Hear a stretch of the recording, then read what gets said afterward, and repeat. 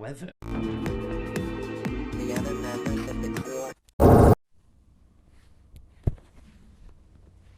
and then a bit of dead air.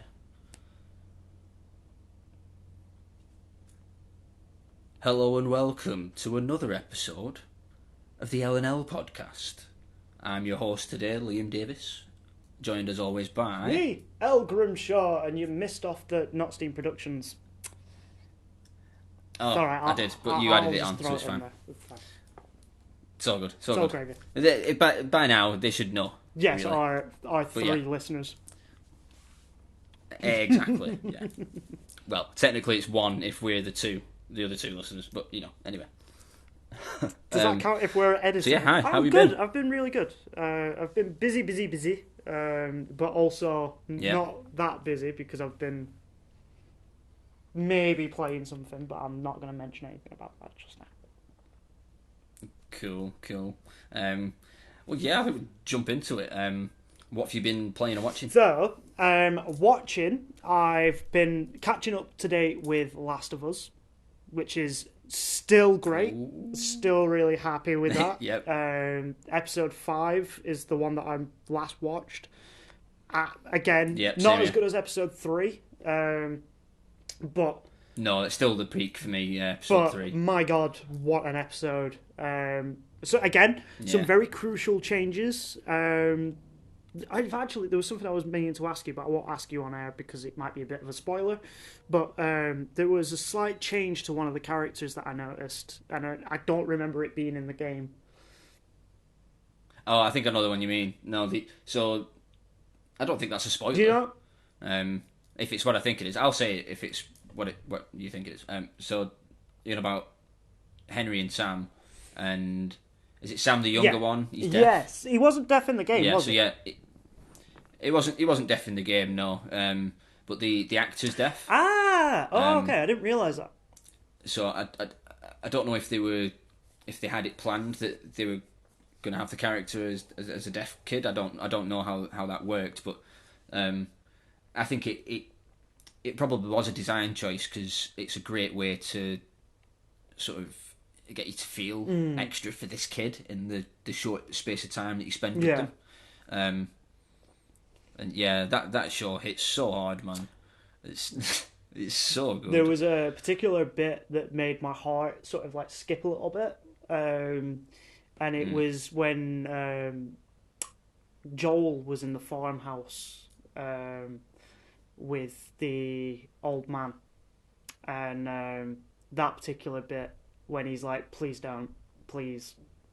Oh, Yeah. yeah. Like that bit, that wounded me because I was just like, wow, like, because as well, like, even in the video game, even in the TV show, they've alluded to the fact that Joel has done some not very good things, and has a sort of murky morality, and they're sort of doubling down on that, but they're also trying to keep him human and keep him so that like he isn't soulless, he's just willing to go that extra step. Yeah, I think in the TV show he's almost a softer version of the game Joel. Yeah. I feel like the game version of Joel is just more aggressive, more sort of done. He's been done with his life for the last 20 years. He doesn't really care about the nasty shit that he's had to do. Whereas in the show, I think partly because we're going to ultimately be spending less time with them as characters. I think they sort of wanted to. It's with TV, isn't it? It's show don't tell. Yeah. So they've shown us that he's obviously he's still dealing with the loss of his daughter and how quickly he's already coming round to Ellie. I think it takes a lot longer in the game, but I think it's still great. I think all the changes that they've made, sort of they work as like a companion piece to the game. So it's sort of showing you stuff that you didn't know about the characters that we do know about. I just think it's really it just walks that line perfectly between like being great for the fans of the game and bringing new people into the IP that have got no idea about Absolutely. it. I think it's So good at that. Like, Perfect. obviously, I've been talking to people at work about Last of Us, and like, I'm talking to people that have never played the game, never really knew it Yeah. was a game beforehand. They just saw, oh, this looks good, let's put this on. Like, everybody's talking about this, let's jump on the bandwagon. And like, Yeah. there's one woman that I've been talking to at work, and she's only started watching Last of Us because she knows it's something her son's played. And she's like, I'm not into Right. video games, but from what he told me, it sounded interesting. So now that it's a TV show, I'm going to watch it. And like, Yeah. It's right. It's a good point because I don't know if I mentioned this last week, but I told my mum to watch it because like she likes The Walking Dead, and I'm like, well, this is a better version of The Walking Dead, and I explained that it's based on one of my favourite video games of all time, and she said that actually put her off. Not that it was my favourite game of all time, but that it was based on a which game. I do understand. She's like, I totally don't understand. I said to her, I was like, so why does it put you off? Like, what is it about it that puts you off? And she said to me, she's like, I'm worried that it was going to be gamey. And I said, what the hell does that mean? But there was what does that even mean? There was the particular time where video games that became like movies, more so movies. Yeah, adaptations. Yeah, were just fucking unwatchable because. Yeah, but that's not where she's coming Oh from. right, okay. Then. That's my point. She's not one that's gonna Compare it to Doom. Yeah, The Rock in.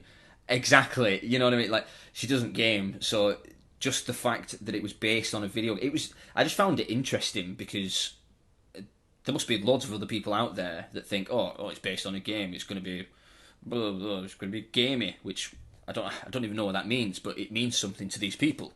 But I feel like this show is a great way of getting people past that and realizing, oh, actually, video games tell good stories. Oh god, yeah.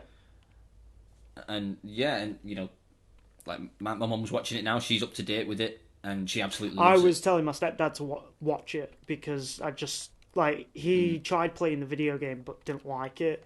He's very picky when it comes to like what he'll play and watch and stuff. And I said to him like it's a really really good adaptation of The Last of Us, and it just tells the story. It's not like trying to rub it in your face that it's based on this video game series. And I just said to him like, it's one of those that if you've played the video game, there's certain things you'll recognize, there's certain things you'll understand quicker because of the fact that you've got that prior knowledge.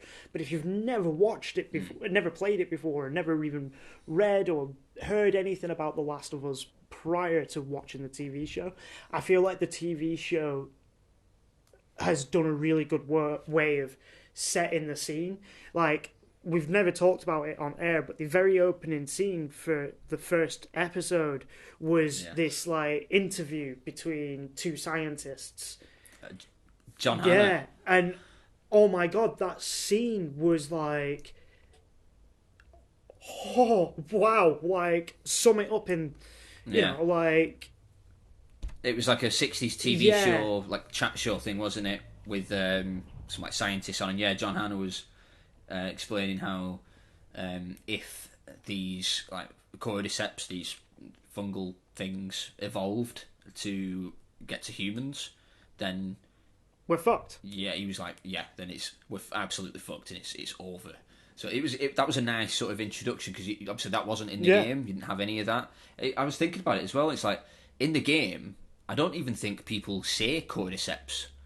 Like in the first game, I think it's written down. Yeah, like, you find it on stuff, but unless you go looking for it, you wouldn't even know the term cordyceps. You can find recordings. Yeah, I think that there might be recordings. Yeah, but no, like none of the main characters say it or anything like that. And then there was the second opening where it was in Malaysia. Oh yeah, there was that virologist lady, or like fungal specialist. And the despair in her sort of acting was brilliant. Which leads me on to two other films that I've recently watched. Well, two films that I've recently watched. On your recommendation... Well, Yeah, I go on. watched Which Everything Everywhere All at Once. Oh, yes. What did you think? It's brilliant. Also, I didn't realise it's the so two Adams. I think the two Daniels. I think the directors are called. They're both called Daniel. Oh, yeah. Yeah, it is, yeah. Well, they also directed another movie called Swiss Army Man with Daniel Radcliffe and weird-looking guy that played Riddler in Batman. Paul Dano. Paul Dano. Yeah. It's got Paul Dano and Daniel Radcliffe in. It's a fucking mental movie. Yeah, two weirdos. But yeah. There's something very charming about this movie that, like, I do recommend it to people, especially if they're after something weird. Yeah. Which Everything Everywhere All at Once is very weird. It's directed with the sort of intention of, like, being from the perspective of somebody with ADHD when I've done my research into it. And I do kind of get it as somebody with ADHD. You know, your brain just fucking wanders to some mad places. And, like, you could be thinking about, you know, these things that make no sense. And it fits perfectly to that. And then one final movie, I'm not going to touch on it too much because it's a horror movie and I know you don't really give a shit about horror movies. But it's a movie called Smile.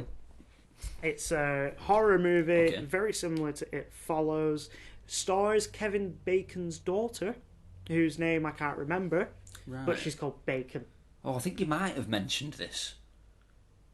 But yeah, what's she called? Something Bacon. Oh, okay. Something Bacon, yeah. Crispy. It was alright. It was a decent enough watch. I rewatched it recently just to sort of see where I actually stand on it. Overall, it's a fun film, but it's not that scary unless you're 12. And the worst thing about it is that the people that are smiling are just genuinely fucking creepy. But I would overall recommend it. So that's what I've been watching. Oh, fair enough. Well, what have I been watching? Well, so yeah, we mentioned The Last of Us. Did I mention Slow Horses last week? I don't believe so. So this is one that I found on Apple TV. It's really cool. So like, the premise is that it's set in this place called Slough House, which is part of the MI5. It's basically where they send all of their shit agents. So people that have fucked up, but not quite fucked up bad enough to get sacked, they send them to this place, give them shit work with the hopes that they'll quit. Like people like a guy who left top secret documents on a train found by a member of the public, like that actually happened. So it's definitely set in reality. And the leader of this unit, or the boss, is played by Gary Oldman. Oh. But he absolutely makes the show. His character is like a horrible, greasy, like physically dirty. He looks sticky and smelly, and he's just horrible. Like hates his job, hates everybody that works for him, and just treats them all like shit so that they'll quit. Like he absolutely hates life, basically. This guy, and yeah, it's like, and then something happens, and they get embroiled in some sort of goings on, and it turns quite sort of spy thrillery, but there's a real comedic edge to it. I was going to say it sounds like a comedy. And there's lots of funny stuff in it, but mad shit happens as well. Like there's twists to the story, like quite good storylines, and it sort of explains how Gary Oldman's character back in the day, he was a really good spy. Like during the Cold War, he was one of the best. And it sort of tells you a little bit how his fall from grace. He went from that to be, basically, yeah. And yeah, it's really good. There's 2 series on Apple TV. I've just finished series 2, and yeah, it's great. I can't recommend that enough. Really, really good. Oh, I have to check that out. It does remind me with the whole premise of it being like, you know, you're not shit enough to get sacked, but we're gonna move you.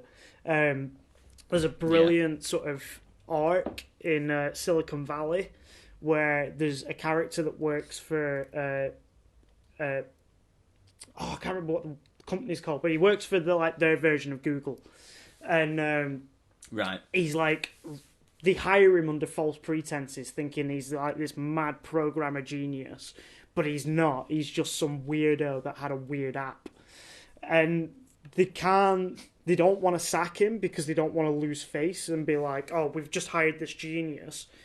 Ah, no, he's a fucking moron. So they reassign him, but they reassign him to this like arbitrary duty, which basically just means he gets to hang out on the roof with like a bunch of other people that have been reassigned. Oh right, yeah. And there's this entire arc where he's like, just it'll cut to him just like sat on like a bean chair in like on the roof, like sipping a cup, like being like, "Are we gonna do any work today?" And it's like, "No, like we've been reassigned. Why would you want to?" But they're still being paid, so they, yeah. No, cool. But yeah, so playing that, watching that, I've been playing on my Steam Deck, XCOM Chimera Squad. Oh yeah. So it's obviously by the makers of XCOM for Axis. Yeah, I've been wanting to play this for a while. It's not come to console yet. Don't know if they've got any plans to bring it to console. But yeah, I got it for like £3 on CD keys, so I was like, yeah, go on then. And it's the best way I can describe it is it's kind of like a bite-size XCOM. Okay. So instead of forming this unit to like stop an alien invasion, it's set a few years after the events of XCOM 2.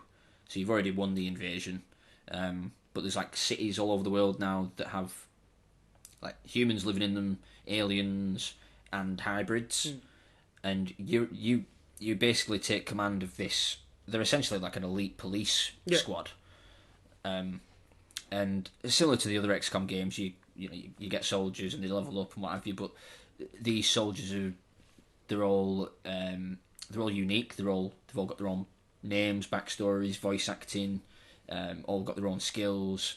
So it takes that sort of personal touch that you always felt with your XCOM characters, like even though they were sort of voiceless, kind of randomly generated people, you still got attached to them as you go through the game. So with this, it sort of like you're attached to them almost straight away because they've got a personality and they've got different skills. And basically instead of it being the whole world, it's one city that's split up into districts.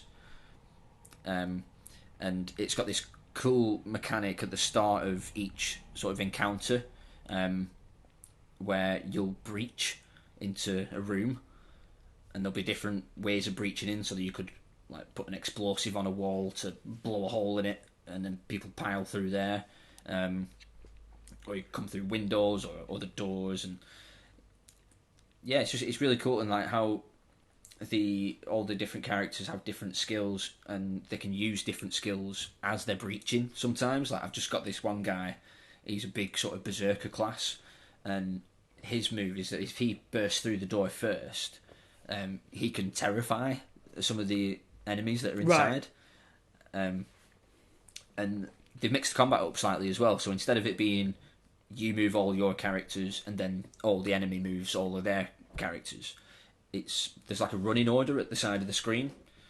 One of your characters will always be first, but then it might be two of the enemies will move, and then one of your guys. Oh. And then I know. Yeah, it can sort of. It's almost like staggered, but you've got different skills. So you could stun someone who's going, say, second, so then they miss their go. Or there's a skill where you can move one of your characters' turns up in the running order. So again, you can sort of combo stuff together like that. It's really fun. It's a great one that you could just sort of drop in and out of. Like with XCOM 2 in particular, some of the encounters you do would last like an hour because you're doing all these intricate little moves, but on these ones it's like 10 minutes, if that. Because I have played games like that I really enjoyed. Like when I was younger, I used to play. I can never remember which one it is because my stepdad had a few, but there was like Command and Conquer. That's real-time strategy, slightly different, but yeah. And he also had Red Alert. Was Red Alert the one that was like XCOM-y? No, that's also Command and Conquer. That's real-time strategy. So that's like There was right. yeah, dragging and dropping. And He stuff. had a game that was pretty much like XCOM, like, but I can't remember what it was clearly, because it's been a while. But I did really enjoy it because of the whole, like, you know, you build up a unit, you move this unit through an area, you decide, like, your attacks and stuff. And I do really like that style of game. I struggle playing it on console, and I don't know why. I think it's maybe like I associate console with sort of real time. So... Yeah, the controls can get a bit fidgety with console controllers, like, because I'm playing it on Steam Deck, so I'm using one of the trackpads as like a mouse, so and then you use one of the triggers as the clicker, so that's quite weird actually. So in like the controls, it says that the right trigger is your left click, but the left trigger is your right click, and when you think about it, it actually makes sense. Yeah. I actually just did it then on my laptop. Yeah, you do. Yeah, you do. Like, and it does make sense. And it's like, oh yeah, okay. So it does take a little bit of getting used to. But yeah, it's I'm really just good. gonna switch to my researcher and ask if that makes sense. For you, right? Imagine you're playing on like a Steam Deck, well, like a Switch, yeah. And you've got to press right click for left click. No, right trigger for the left click on it. You've not explained a mouse. Right, sorry. Mouse. Explain mouse. Like, as in on a mouse, right trigger is your left click. That's how confusing. That's what we were both like, but it's that. So it does make sense. That's amazing. Because your predominant click with a mouse is your left click. But your predominant click with the controller is your right one, so it does. It makes sense, but it was just a bit strange, yeah. And that's something I've kind of noticed with the Steam Deck, because it's obviously almost like a PC. The control schemes can be way different. You could be playing two games that are quite similar, but the control schemes could be completely different. But luckily, there's loads of like community-made control schemes, so someone might have played a game and be like, the control scheme's mental. I've made my own, and it's like a normal controller setup, and you just attach it on, and it's easy to do, and it's good stuff. Yeah, I do want to check that. Yeah, that's it for me. What about you? Have you been playing anything that we can talk about right now? I have played one thing, and I feel like this is going to get some groan from maybe you, maybe a listener. But I've been playing Sonic Frontiers. Oh, really? Why have you done that to yourself? So far, This is the new open world one, isn't it? So far, what I've played, it's not awful. What are you playing it on? Right, okay. So, again, I've got it more as a pick up and play.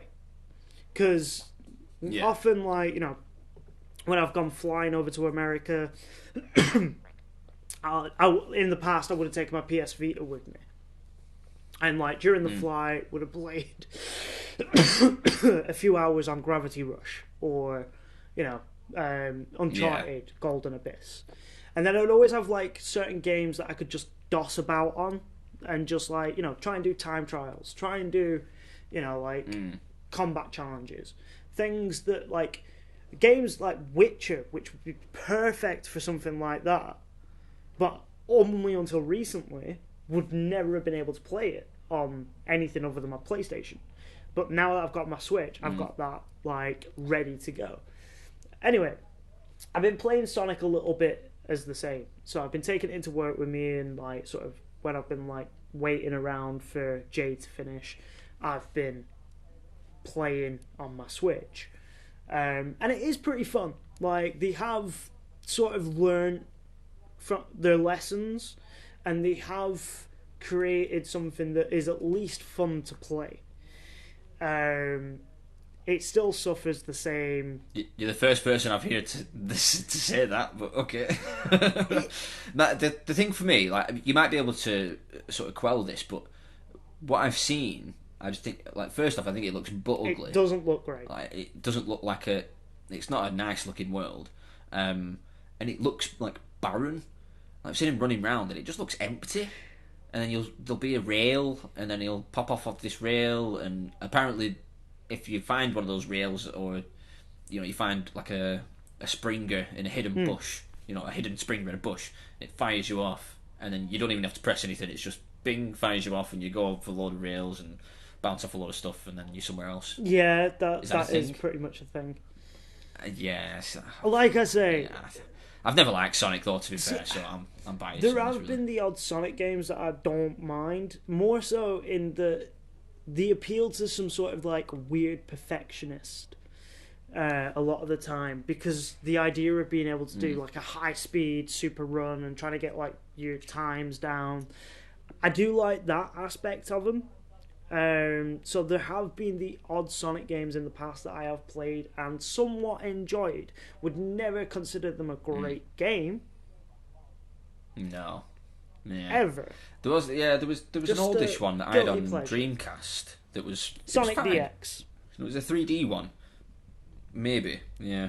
Um, All I remember is at the start you sort of jumped out of an exploding plane, and then like snowboarded on I think it was a piece of the plane that you were snowboarding on. That was did pretty you fun. fight like a clear? And that game was actually pretty did you good. fight like a clear sort of like monster that like grew like arms every time it got a Chaos Emerald? Maybe. I don't know. I think this was the first one where you could collect all the Chaos Emeralds and become Super Sonic. Yeah. I think, was it the first one with Shadow in as well?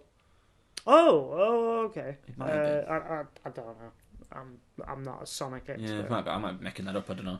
The movie's Yeah, alright. That one was fine. I don't know if you've ever. I've seen the first The first one. one, yeah, I've not seen the second one myself, but the first movie's actually pretty decent. Like, It's okay. I don't know. Six yeah, out of 10. no, It's okay. Yeah. it's one that if it's on, maybe watch it. Like, yeah, it's got a few laughs. I don't know. Jim Carrey's good in it. I've seen it now. Yeah, I probably wouldn't watch it again. I've watched it twice. I might watch the second one at some point. I'm not like chomping at the bit. That's fair. But yeah, cool. That's what we've been playing, watching. That is. Let's move on to our first segment. We're going to do a bit of a deep dive. Indeed, we are. And are we going spoilers? Are we doing? I think we'll say light spoilers. Yeah, there may be some mild spoiler territory. Only. Yeah. I would say that anything we spoil, We won't talk about the story. No. It's not going to be a More story. mechanic so, spoilers. Yeah. So we're going to dive into the wizarding world. Do you want to do the theme tune for Harry Potter? Do do do do do do do do do do. Lovely. Do. Love Also, actually, Jay has a thing somewhere in this room that if I winded it, it would have just done the theme. So Oh, sound. I didn't even have to do We that. should have prepped for that. That would I have been should great. get extra points. Just not that we have a point system, but I want points. Give me points. Well, if you're doing the edit, you could always add that in. That is no. cut your I bit out don't and do the add that edit. in. It's the wonderful AI. Hence why it's course, yeah. sometimes a little bit shit. So we're gonna obviously be talking about Hogwarts Yes. Legacy. And yeah, what we liked, what we didn't like, what we thought. And yeah, I think first off, I think worth mentioning that obviously there was the whole thing, like lots of people were sort of boycotting it because of J.K. the Rowling. Wizarding World's creator, J.K. Rowling. Yeah, said some pretty some people say inflammatory stuff about gender and stuff. I'm sure if you want to look that up, you can find. I don't that want shit to out on your dabble own. on that because No, it's, same. I just thought it's worth mentioning end of the because day, the first thing I'm going to mention actually ties into that Yeah. slightly. So, first off, I want to say that the first sort of 5-6 hours of the game for me were probably the best of the game. I think maybe because I was looking more for like a Hogwarts sim, I guess. That I wanted to feel like a student and have like a timetable and classes to go to and things like that. And it sort of felt like that a little bit at the start, when you're obtaining all of your spells and bits and bats. When it's quite a long onboarding process, it probably is about 4 or 5 hours before you've got all the basics, I would say. Is that fair? It was probably 4 or 5 hours for me anyway until I was on a broom. Yeah, no, definitely.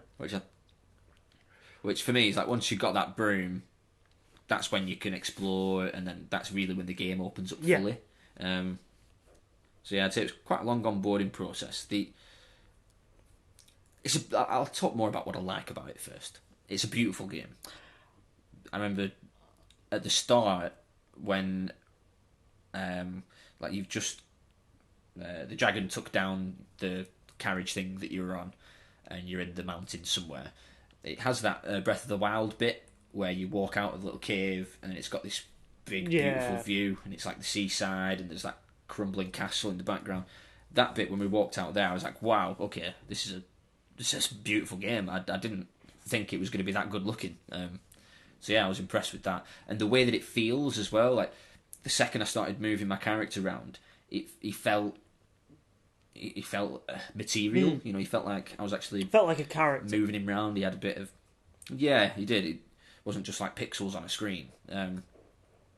And yeah, that's my initial thoughts. Go on, you speak. I think I personally, You say some I things. think overall, it is a great game. I think overall, it is a great game that has some flaws to it. I think that the opening, like you say, it was very long-winded to a certain extent. Like, there were certain things that I was just a bit like some of the spells are a bit redundant that you learn. So you can hotkey certain spells, and one of the ones that bugs me the most is Reparo, because I never use it. And in all honesty, I finished the game. Spoiler alert! I think I used it 3 times. Yeah, it's 4 times. like you don't use it that often. Right. And No. there's Revelio, and there's another spell that Revelio's useful. Revelio is useful, but it's its own spell. It's like a spell that you like. It's a core spell, and I feel like Reparo should have been one of them because it had no purpose other than taking up a space in my hotkey. I think that's one of the issues of the game. Really, the fact that you can only have 4 spells mapped at once. Like, I know that you can unlock more so that you can switch between them, but I mean, like, if you hold R2 to bring up your spells, you've only got a choice of 4 at each time. Whereas other games, they might have, you hold L2 and it brings up another 4.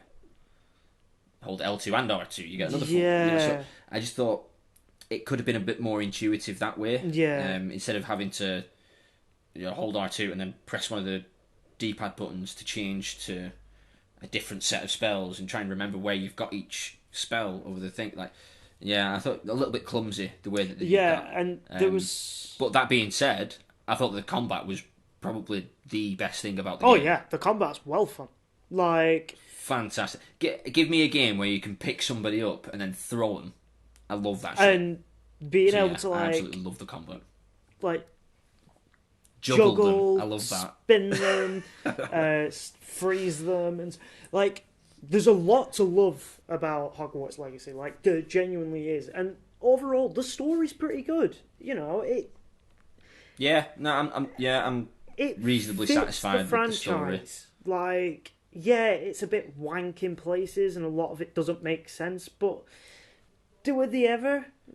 It sort of makes sense within the world. That's what I mean, Of the you know, wizarding like- world, I guess. Like, I'm all right with that. I do think tonally it was a bit strange because obviously it's. I think is it a 12 rating, 12 plus. I'm not thinking 16. They're still marketing it. No, I'm pretty sure it's 12 because there's no blood, there's no swearing, there's no sexual stuff. I'm almost certain it's a 12. Because it's it's still Harry Potter. It's still aimed for kids. I think they really would have missed a step if it was a 16 plus. But I think because they were trying to hit that 12 plus rating, it's such a weird tonal thing because you're playing this 15, 16-year-old who's the poshest person that's ever existed. I fucking hate the actor that's done that. Well, I don't hate the actor. I just the portrayal, man. The voiceover God, is it's so pretty bad. terrible. Yeah, it's so annoying. So That is one of its didn't enjoy downfalls. that. Yeah, definitely. Yeah, I hate 100%. Deke, by the way. Who, Yeah. Deke? Yeah. See, I think he's got a cool name. Oh, he's got a cool name, But, yeah, and I I don't like like him. the fact that I have the room of requirement. But Yeah, the room requirement's cool. every time I hear about the potions, I want to knee him in the face. Oh god. Yeah, same here. He's only got 3 things that Yeah. he says. And it's usually always about And, the fucking potions. I know, Deke. You've said. Many Yeah, a I should be time. proud of the potions that I've Yeah. made. I don't care. Yeah. Knee him in the face. Oh god, he's annoying. But Yeah, I don't know. It's like I feel like a lot of it is kind of surface thin, like surface deep. Like for me, like when I've finished, I've finished it now, and I'm thinking it's like a 6 out of 10. do you think? It really, for me, the combat was great. I really liked flying around on the broom. I thought it was a beautiful world, but there was nothing innovative about the quest design. It was all go here, kill these things, or go here, collect something. I thought that the puzzles were all a bit naff as well. Like none of the puzzles were very engaging. The sort of Breath of the Wild style thing that they were going for. I don't think any of them really landed for me. It's just it was good in places, but just going back to it when I was saying it's tonally weird. Like you're going around killing all these dark wizards and goblins, and you are full on killing them. Like he says at the end of fights and stuff, he's like, "Oh, your blood is on the hands of your boss," or something to that effect. You're like, "Oh, you left me no choice." It's like, so he's acknowledging that he's killing all these dark wizards and stuff, but he won't say boo to a goose. He's like I say, he's the poshest thing ever, and I just thought it was a strange choice to have him killing all these things. What kind of run did you do? So largely a good guy run. No. So mainly a good guy run, but I did learn all of the Curses. The unforgivable Which curses. they do feel good.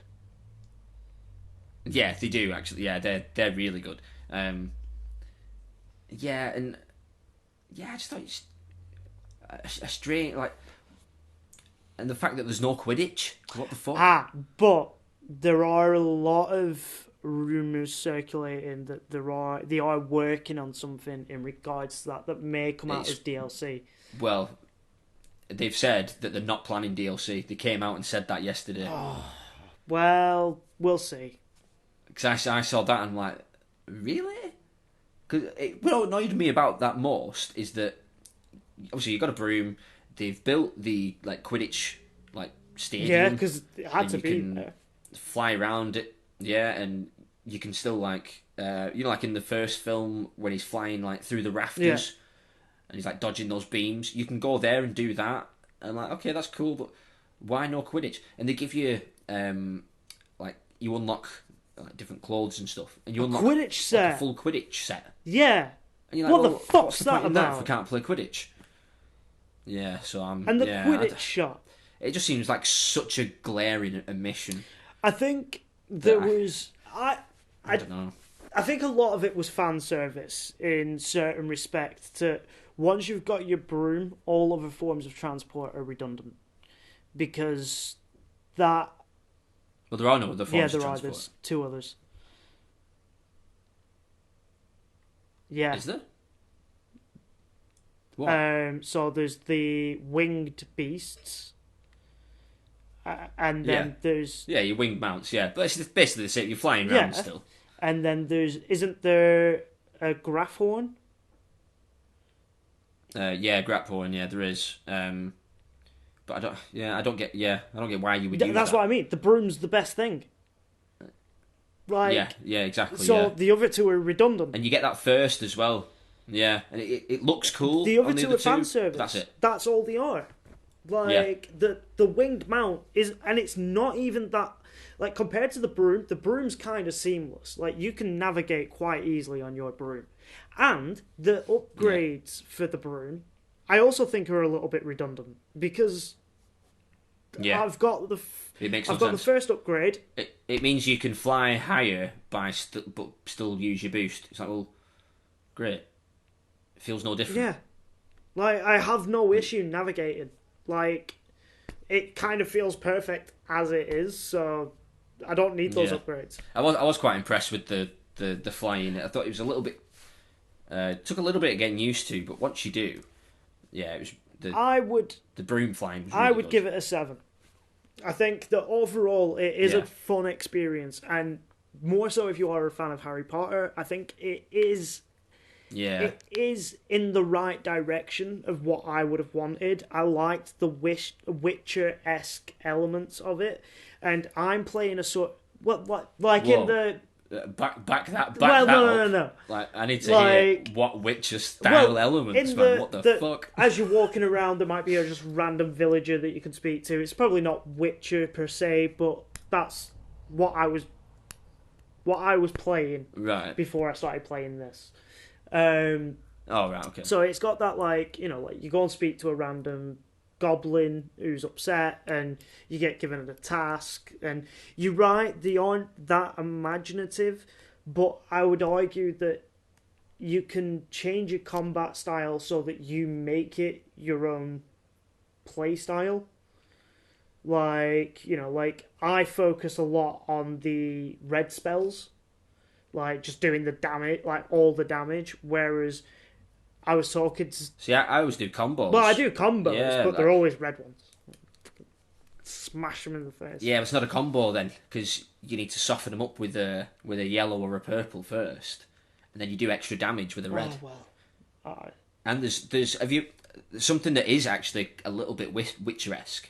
Like there's a bestiary that shows all the different enemies, and on the descriptions it shows, because every single enemy's got some sort of weakness to a specific spell.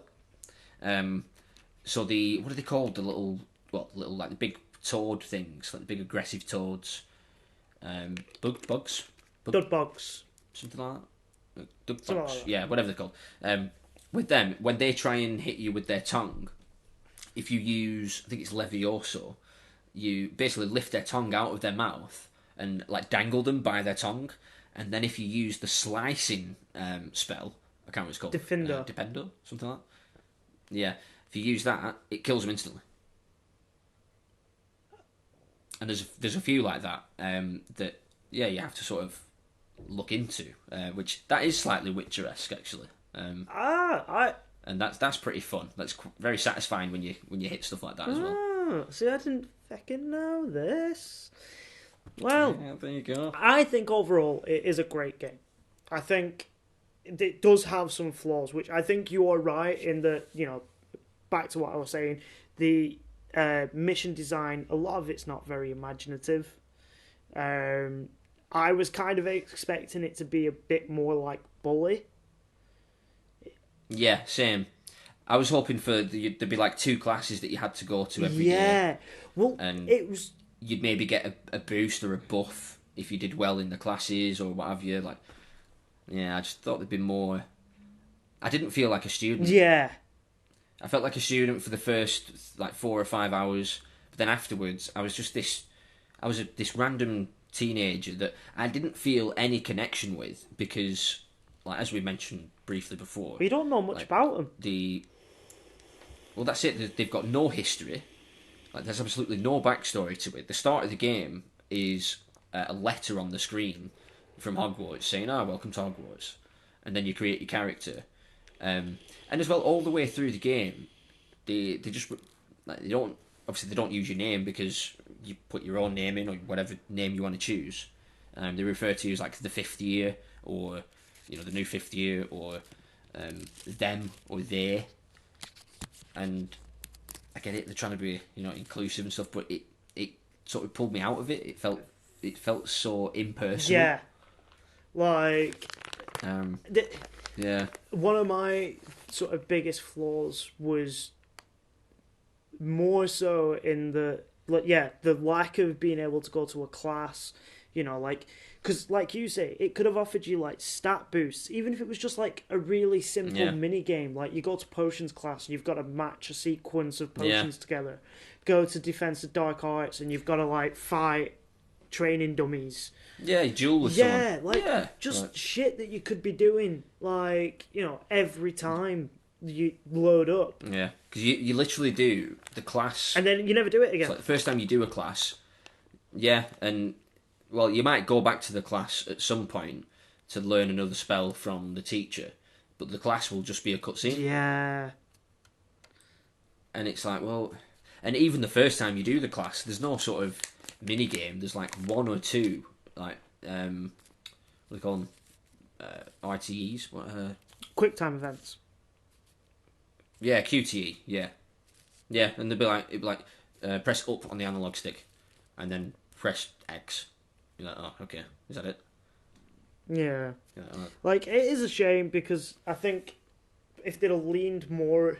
There's potential. If they'd have leaned more into the bully aspect of it, I think it would have had a lot more fun. Or, like, Persona. That's another really good game that, like, basically is a high school simulator to a... 50% of it is dungeon crawler. 50% of it's, high school simulator. High school sim, isn't it? Like, and it works really, really well because the more the more you study in school, the better your performance when you're in the dungeons. So it would have worked perfectly to have that. Yeah, exactly.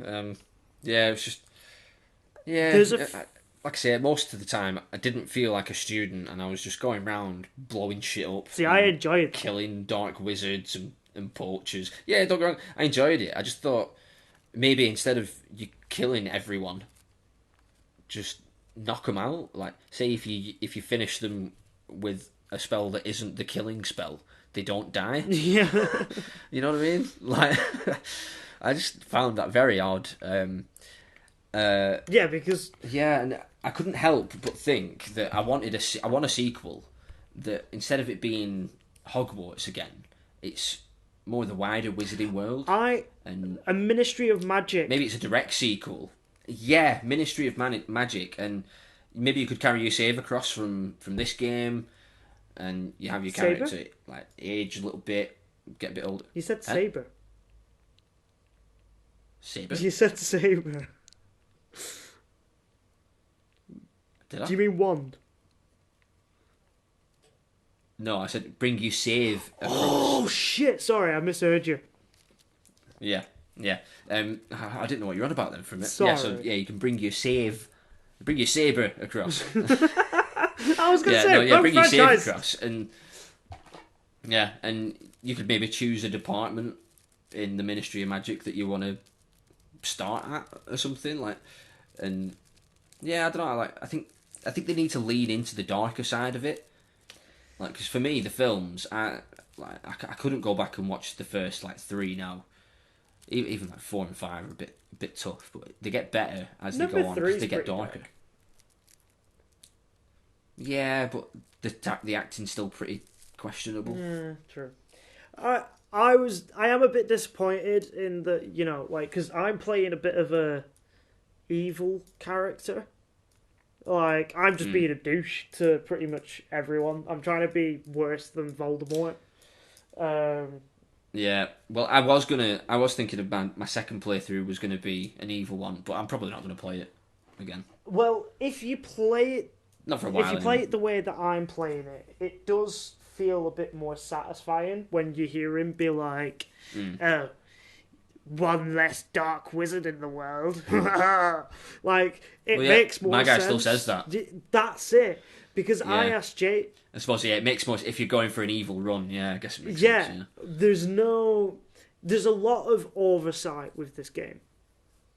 Like, things that should have been put in that weren't, things that should have been tweaked slightly. Like, what is the point in an invisibility potion when you've got a spell that turns you invisible? Well, so you can drink the invisibility potion in the middle of a fight, and you will go fully invisible. Yes. And I've not... fair dues, that is one of its benefits. Yeah. But if you break line of sight when you're sort of in combat, maybe not when you're doing like more of the arena fights, but when you're sort of like, Like out and about, break line of sight, use your disillusion charm, works the exact same. The potions... Yeah, I haven't done that, to be honest. I don't run away from fights. No, but I'm just saying, like, I've started a few fights where they're, like, way above my level, and I've been like, okay, let's go back. Like, yeah. But... Yeah, I have done that, to be fair. I did do that once. I just jumped on my broom. Do you know one of the things that I absolutely love doing, and it's a really guilty pleasure, is running off a cliff, jumping, and then pulling my broom out? It's that feels so good. First time I did that, I did it by accident. I just jumped off the top of this castle and was like, "Oh shit! Can you get the broom out when you're falling?" And luckily, yeah, you can. Yeah, no, it's. But yeah, that's cool. Like I say, I would give it maybe a 7 out of 10. Yeah. Like, definitely think it deserves DLC. I think that DLC could potentially make it a lot better, especially with a Quidditch. I wouldn't want to pay for DLC, if I'm being honest. I don't know. If it was, I don't know, maybe if they were adding Quidditch and there was like a league or whatever, and you could properly have a go at the Quidditch tournament or whatever. I don't know. I'd maybe spend £8 or something. Maybe a tenner. Yeah, I don't know. I think part of why I'm giving it a 6 as well is like towards the end, it just felt like a slog for me. Like there's loads of missions where it's not even a mission. You just go and meet someone, talk to them, and then that's it. And you're like, well, await further I'm not instructions. here for the conversations. Yeah, I'm not here for conversations with these characters that I ultimately don't really care about. I quite liked Natty, the Gryffindor girl. Quite liked her. Her backstory's pretty cool. I like her. Yeah, I didn't give a toss about. Yeah, I didn't give a toss about any of the others. I don't mind Sebastian, the Slytherin. Sallow. Yeah. Only because I of don't the like style, the run that I'm doing. I'm almost like my character's almost manipulating him into being more evil. Yeah. So I'm just sort of like, yeah, no, I think it is a good idea you learn Crucio. Go on. Actually, no. Teach me. That's what I'll I mean. It's use so it on weird. you. Yeah. See, with that as well, there's like so many options for that, wasn't there? Because it was like, oh no, I don't want to learn it. It's like, oh, I don't want to learn it, but you can use it on me. It's like, oh, I'll learn it and I'll use it on you, or I'll learn it and I won't use it on you. That's what I went for. I was like, yeah, because I still want to curse these goblins. I was just straight up like, I didn't even think about it. I was like, yeah, I'll learn it. You fancy me just going Crucio? And then it was funny afterwards. So dumb. It was funny afterwards because Ominous is like, oh, don't be using it again. Like, you'll regret it. And I'm just there as soon as I get into combat, like, Crucio. Yeah. And now I've it's got great.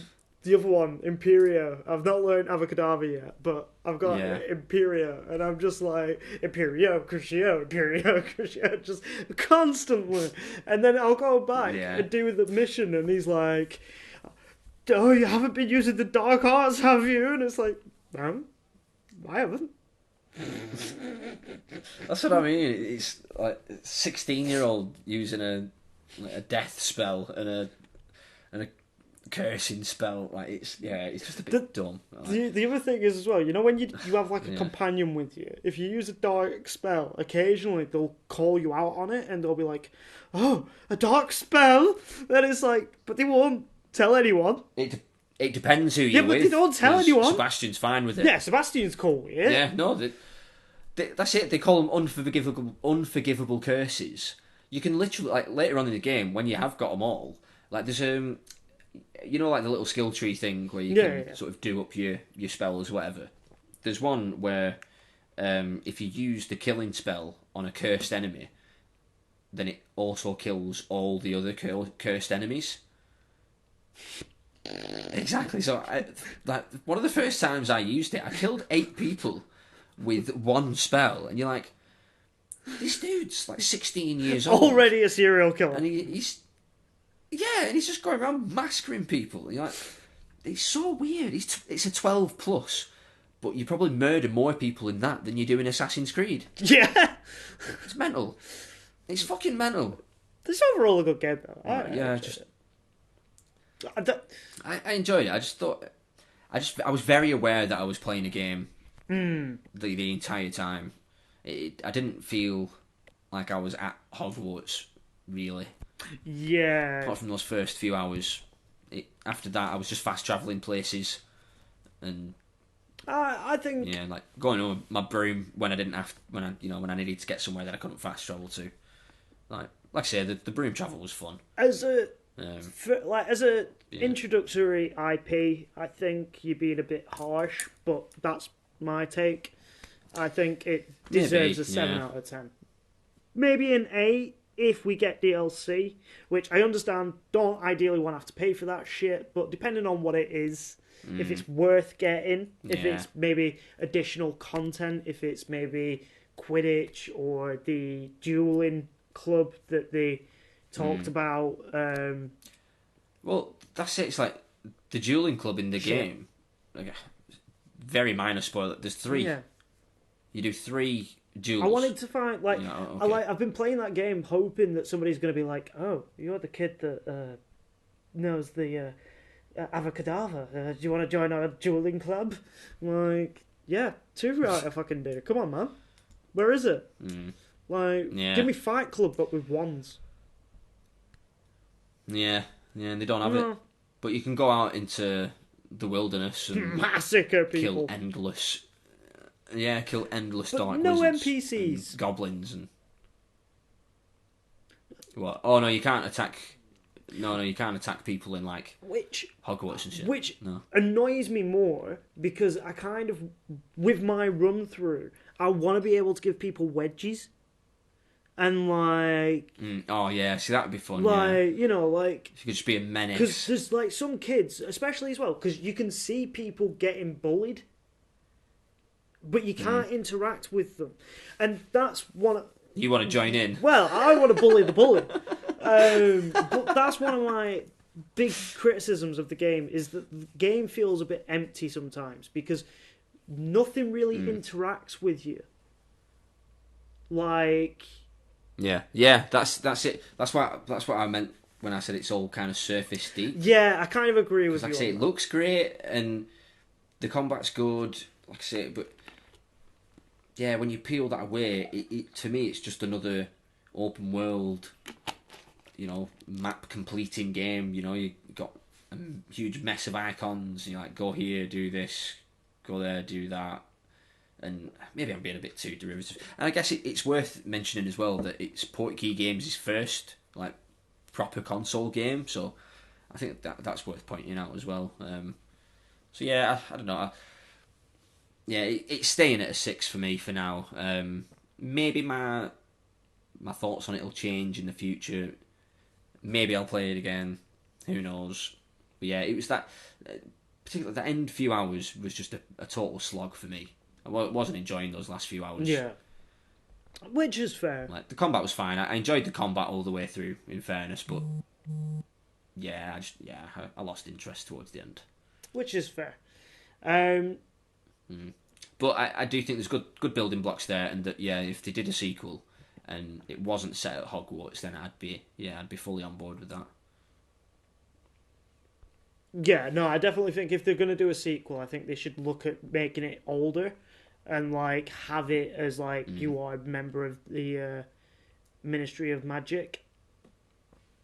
Yeah. Because that's going to be the best way forward to like expand the franchise. But yeah, no, I think it's a 7. I think it's a solid 7.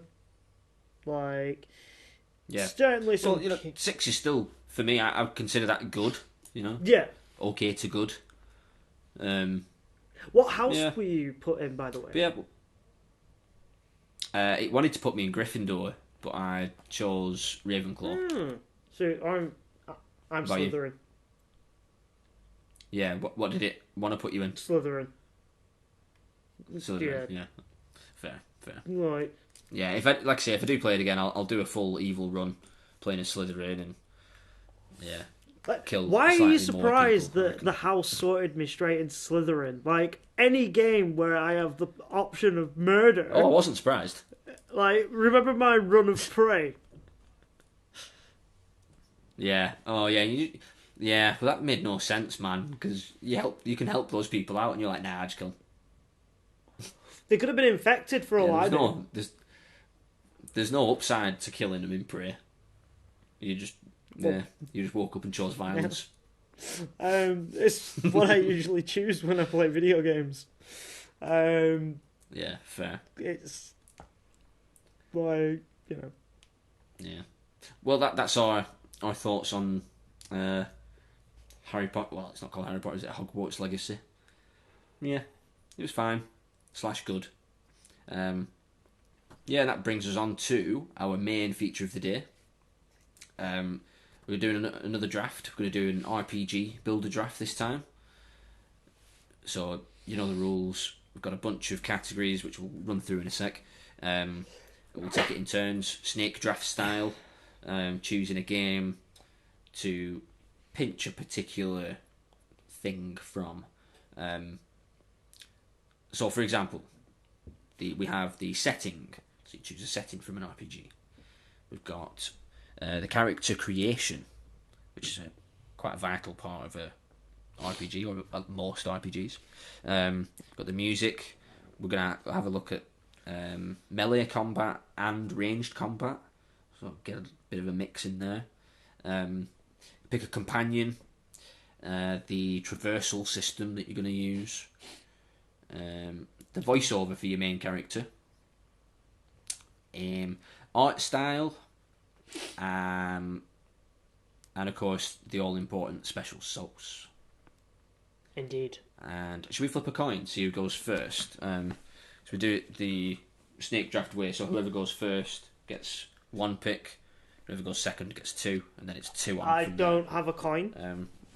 I will have something. I have... Jay, pick a number between 1 and 2. Between 1 and 2? No. What? No. 2. Not having that. No, No, here we go. I've got a pack of guitar strings. Do you want heads or tails? Heads. Heads. Yeah. Okay, so that's heads, yeah? It's tails. Right, you go first. So guitar, pack, string, well, spoken. I'll go second, you can go first. What was the point in that then? Because I get to choose. And I would rather go second because I get 2 choices. Well, you start off with 1. Why didn't you just volunteer I go first? Because, really, you want to go second. Oh, okay. Fair dues.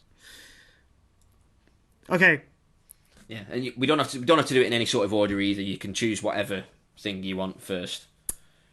I'm gonna go. As well, sorry, just before we kick off, because we mentioned this off air, but we're gonna have quite a broad sort of definition of an RPG. Yeah. We're going to accept things that have sort of RPG elements Yeah. in them, Like level up systems and stuff like that. Yeah. But I'd say like that only goes so far. So things like say Spider-Man, that's not an RPG, for example. You've not put Spider-Man on one of your things. Spider-Man. No. Come on, dude, that's not an RPG. Spider-Man for them all. No, I haven't. So yeah, you go first, man. What are you picking first? I'm gonna go with character creation and Fallout 4. Oh, okay. What makes you go for that? I think that overall, I was leaning towards. I was leaning more towards Fallout 76, but Fallout 4, I just think it had one of the better character creations, like in terms of actually being able to make your character look unique, but in a way that wasn't video gamey. Like in Skyrim, they were always but ugly. Always, no matter what you did, right? Okay, you couldn't make an attractive character in Skyrim. They don't exist. You just made box-faced people. No matter what species you chose, so I'm not being racist when I say that. Yeah. But like, they were horrible. Fallout 4, because I really struggled with this one, with character creation. But Fallout 4 for me is probably one of the better ones because you can sort of make your character look like with scars and stuff. You can change them to size, and you can give them like radiation burns and stuff. And obviously I would tailor it to a fantasy setting, so like there'd be other species you can model, but I'd like to see the Fallout 4 sort of character creation used in a fantasy setting. Okay. Yeah, fair enough. So I get two choices now, and I'll follow that up with my character creation. I'm going to choose the character creation from Cyberpunk. I did think that, because for me, it's the most detailed one, like example that I could think of. Played it not so long ago actually on my PS5, and I must have spent an hour and a half creating my character.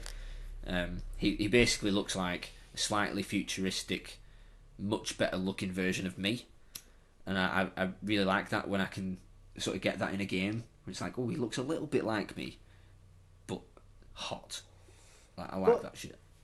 I thought about putting Cyberpunk, right? I genuinely thought about it for a long time. Well, since writing the script. Well, yeah. But the reason why I didn't was because you never really see the character once you've created them. Well, yeah, I guess you could say that, yeah. So, but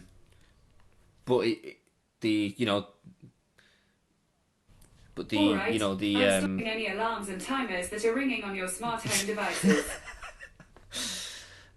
The question was the character creation. yeah. My game might be third person. Sorry, I didn't realise the alarm was going off. It's just the character creation that I'm going for. But yeah, I just think the detail on that is phenomenal.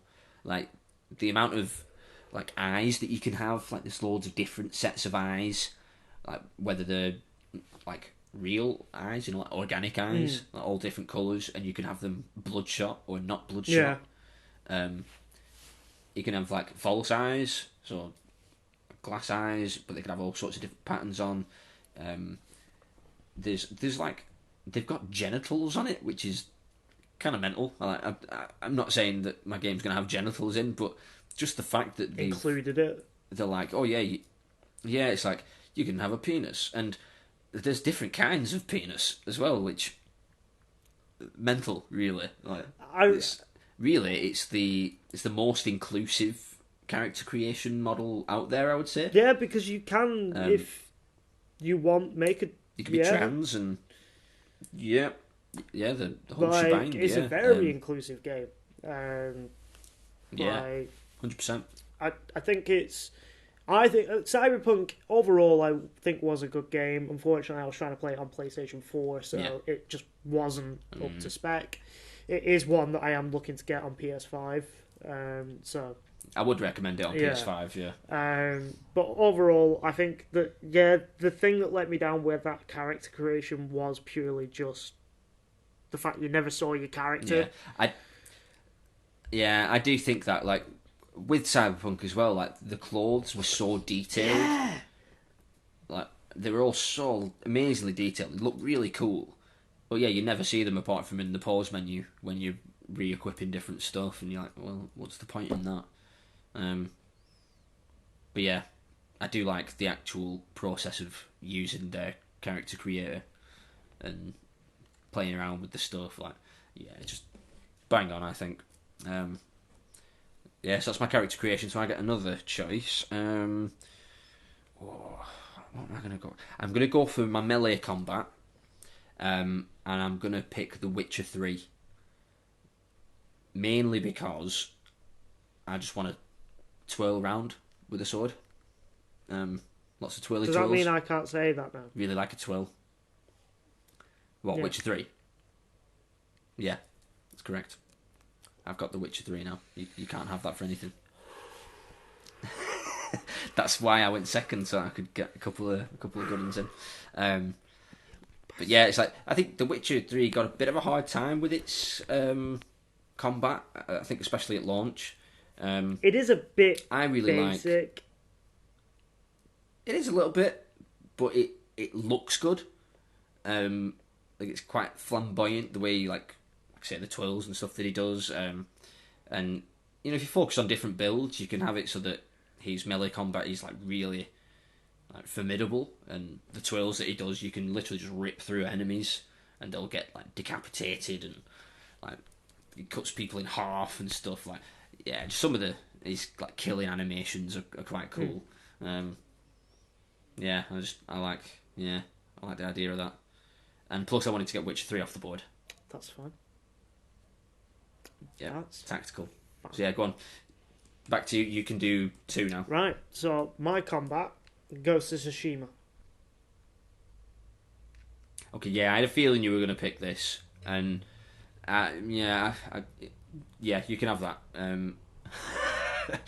I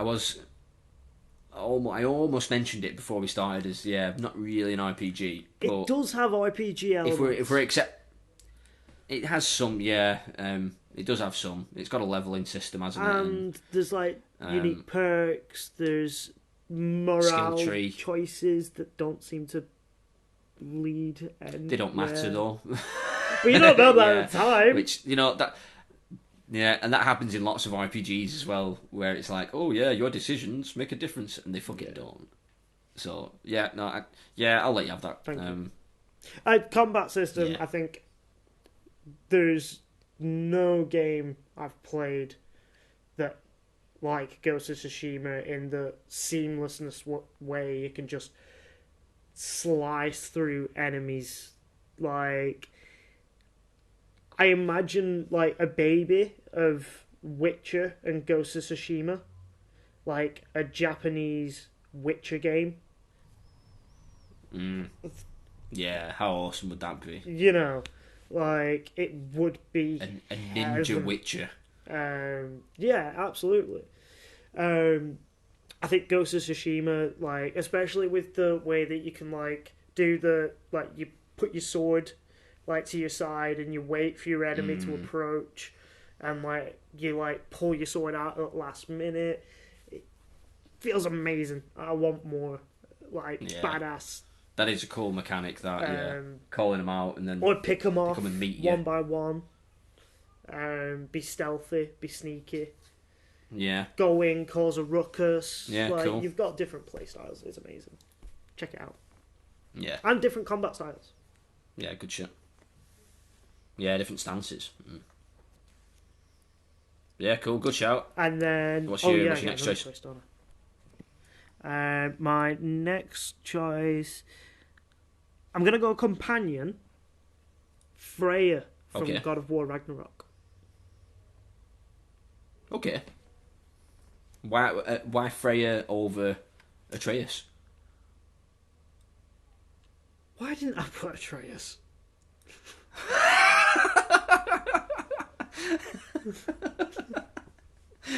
Okay. Well, Because I wanted Freya. it's fair enough. That I don't. Yeah, I think it's fair enough. Yeah, I think she's a cool character and she is quite a good companion. Yeah, like Yeah. could turn into a bird. Yeah. Handy, Exactly. and she's pretty odd as well. Yeah. No, I'm down with you on that. That's cool. I do find Atreus a bit whiny Yeah. sometimes. Yeah, he can be. Whereas, Although she was whining about her dead son for the first half of the game. and she is a bit more murdery. So, Yeah. Yeah, very murdery at the start of which, the game. based on my gameplay style, Yeah. I suppose, yeah, it does. It tracks. Yeah, cool. Well, mine then. What am I going to go for next? I'm going to go for... Oh, no, you've taken my ranged. So my ranged combat, I was going to go for VATS from like, one of the Fallout games. But you've already got Fallout. See, I'll come back to that. I'm going to have to think of something else for ranged. I'm going to go Traversal. And I'm going to go No Man's Sky. So basically I got a spaceship. yeah, Planet to planet. that's pretty cool. And to go with that, my setting is going to be the Mass Effect universe. Which, sort of plays in. I wanted to get those two in. So I've got like a cyberpunky dude with a sword, flies a spaceship in the Mass Effect world. Or universe. Fair dues. So got a nice little building block there. I think they kind of speak for themselves. So No Man's Sky, seamless world-to-world travel, which has always been cool. Like I think that was always like the main hook with No Man's Sky, being able to look at a planet from the surface of another planet And think, I'm going there. jump in a spaceship, and just look at it the whole time, take off, fly, set off, and then you can land there. Like, so cool. So there's that, and then of course Mass Effect universe, one of the best, universes ever created for an RPG. Like the lore that they have there is so cool because it's basically our future, and it's only a sort of a nearish future. Is it set like there's like 200 years in the future, something like that? It's not far. And it's just I love the universe building that they've got in that game or those games. They are really good. Except Andromeda. Yeah. Well, Except Andromeda. Andromeda's just the weakest of the bunch. It's fine. Yeah, it's fine. It just shouldn't have been called Mass Effect. If they'd just been like, oh, this Andromeda. is a different sci-fi. Yeah, just call it Andromeda. Yeah. And it just have... Because it had no connection to Other than species. the other... Yeah. Well, okay. Like, well, wasn't there like reference to Commander Shepard and stuff? I think, yeah, vaguely. But like, yeah, that was it. Because it's set like hundreds of years after. Because Yeah. the ship that goes to Andromeda takes hundreds of years to get there. So it's like, it's completely irrelevant. Yeah. You're in a completely different galaxy. So it's like, well, okay. But yeah, that's why I didn't pick Andromeda. Mass Effect universe. Yeah, that's my next two. It's your two now. Right. So, I'm gonna go.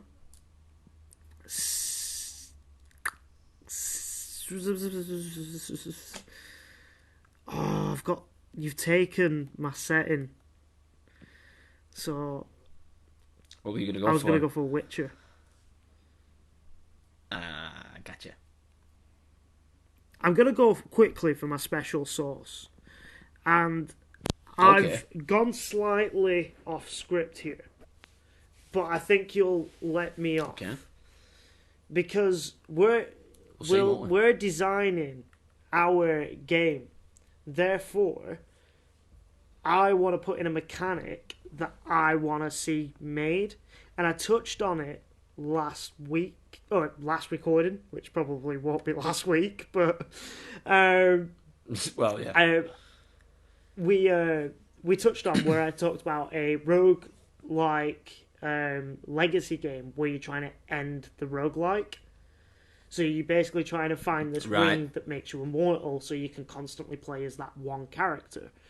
But not without consequence, because obviously this is a sort of roguelike game. So, you know, it would be a really difficult game and you're trying to find, like, your adventure and you're trying to, like, go on this, like, massive journey. So that was what... when I was going to pick Witcher, that's why, for my setting. But yeah, that's my special sauce, is this roguelike where the aim of the game is to end the roguelike and find like a ring that makes that character immortal. Sweet. Yeah, no, that's pretty good. I like that. I think it's probably better than mine. But yeah, that's one choice. You've got another one. So my setting, I'm gonna go with Elden Ring inspired. All right, yeah. So is it? The Lands The Between? Lands It's called. Yeah. Yeah. Now, because the way that works, like, obviously I'm going to change it up for my style of game. Am I allowed to do that? Well, Is that what we're doing? Not really. Right, okay. Well, I'll go for the Lands Between. yeah. Yeah. Well, I can guess why. Because it's massive, it's beautiful. It's one of your favourite games. It's huge. Yeah. Like, yeah. And there's lots of, like, hidden areas as well. Yeah. And, there's yeah, tons lots to discover. to do. Like, that game is, especially as well with the multiplayer. Like, and they've introduced recently Colosseums, which is just PvP. Like, battling in arenas. Cool. So, like, you know, you go in with, like, your most boosted armor and get knocked out by a naked guy with a spear. You know, like, it's... Yeah, of course. It's brilliant. They're, like, proper, like, bloody affairs. So, yeah, I'd probably, hands down, Elden Ring is my setting. Yeah, sweet. Yeah, good shout. Okay, so my next two. Music. I'm gonna go Final Fantasy VII. But in particular, the battle music. Mainly because that end theme, that I want You just want that. That's basically all I want it for. Yeah, that's basically all I want it for. Every fight will end with that little tune, and yeah, it's actually been a while since I've played a Final Fantasy game. I've got the Final Fantasy VII remake downloaded. I just need to play it, and I'm just not big on Japanesey stuff, as you know. But I do have a bit of history with some of the older Final Fantasy, so I am going to give it a try at some point. I mean, you say this, and the combat but, like, system in that is supposed to be really good. You say this, but your favourite games are Breath in the Wild. We often refer to Pokemon. True. Yeah, true. True. True. That was actually my second choice for this category as well. I was going to choose Pokemon because there's some great music in Pokemon. Again, the battle music in that's brilliant. Every single town has its own theme, and they're all so distinct. Some kill children. So yeah, that was well, apparently. So yeah, that was my second choice for music. So I've got that, and so my next one. Special sauce. I'm gonna go for the aging mechanic from Wildermyth that I mentioned last time. So after each sort of, say for example, my game, if it's like 3 acts, say at the end of Act 1, depending on how well you did in Act 1, your characters will have a period of peace, and they'll age by, say, 10 years, 12 years, depending on how well you've done. But they will get stronger. They'll learn more stuff in that time, and maybe even have like kids that can join your party. Yeah. Stuff like that. It's such a cool concept that, like I said the other week, it's not used enough for me, and it's just a brilliant way of sort of forwarding the story and making it, adding a bit of realism to it. It's those little snapshots you get in between like each campaign. It just adds a bit of life to it. So that's my special sauce. Back to you. My music, Dark Souls 3. There's something about oppressive operatic music when I'm playing that I find somewhat comforting. You know, especially after you've died 100 times. You know, it gets kind of to your soul. More of that music all the time. It's beautiful. My ranged combat, I'm going to go Hogwarts Legacy and argue that it's all ranged, and I want more magic like in Hogwarts Legacy. Yeah, fair enough, easily the best part of that game. Can we just talk about the feel of the actual gameplay in that game? That does feel good. Oh, yeah. Yeah, it does, yeah. I think like the second you started and it's like, oh yeah, you tap the right trigger to do little tunes. I was like, yeah, okay, that feels good. And then when you start combining spells, like one of the combos I used to do was Accio, so you bring them towards you and then just do Incendio, because it's like a short range fire attack and it just fucking blows them up. That's great. So yeah, great shout there. I nearly chose Hogwarts for my traversal, but I wanted a sci-fi setting, and I thought all this sci-fi stuff with a dude then sat on a broom, kind of weird. Yeah. But yeah, no, it's a fair shout. I still haven't got a traversal. Why? Because you were going to choose Spider-Man? Yeah. Yeah, it's not an RPG, bro. All... It's funny, I was talking about this with a friend recently, and they were saying how if you break it down, you could say almost any game is an RPG. Like, you could be like, Mario is an RPG because I'm inhabiting a plumber. Mario. Yeah, I'm playing the role of Mario. So, let's be fast and loose about this. So, yeah, no, not having it. Oh, fuck, I can't think of a game with a fun traversal.